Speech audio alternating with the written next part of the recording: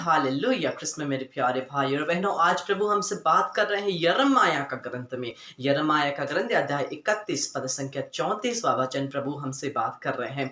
प्रभु कह रहे हैं कि मैं उनके अपराध क्षमा कर दूंगा और उनके पाप याद नहीं रखूंगा। प्रभु कह रहे हैं मैं उनके अपराध क्षमा करूंगा और उनके पाप याद नहीं रखूंगा। कृष्ण मेरे प्यारे भाई और बहनों, जब हम लोग पाप में फंसते हैं तब हम प्रभु के पास वापस आना और उनसे दया मांगने के लिए हम डर जाते हैं। लेकिन प्रभु जब संत फौस्तीना को प्रभु दर्शन दे रहे थे, तब प्रभु संत फौस्तीना को कहते हैं कि पापी लोग मेरे पास आने के लिए डरे नहीं, क्योंकि उन्हीं पापी लोग के लिए ही तो मैं आया हूं, प्रभु कह रहे हैं। और वचन में हम लोग देखते हैं प्रभु कहते हैं कि मैं तुम्हारे अपराध क्षमा कर दूंगा और पापों को याद नहीं रखूंगा।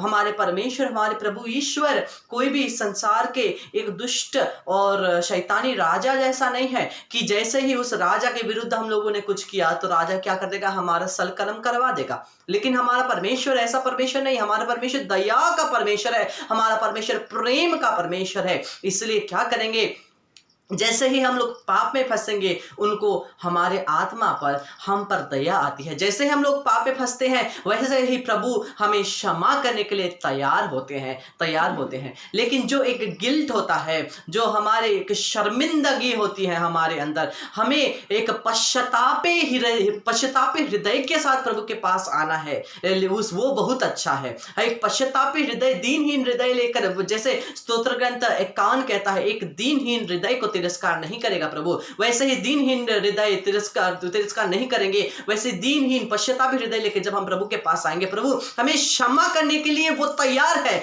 लेकिन अगर हम लोग वो शर्मिंदगी, जिसको गिल्ट कहते हैं, वो शर्मिंदगी के हमें प्रभु के पास वापस आना रोक देती है। वो गिल्ट हमें प्रभु के पास आना रोक देती है। और गिल्ट एक शैतान का एक हथियार है जो वो चलाता है, ताकि हम उस शर्मिंदगी के कारण, उस गिल्ट के कारण वापस हम प्रभु के पास नहीं आए, उनकी दया हम नहीं पाए, जिसकी वजह से हम लोग क्या बनेंगे, पाप के ही दास बन के रहेंगे। इसलिए आइए हम सभी शर्मिंदगी को छोड़ दें।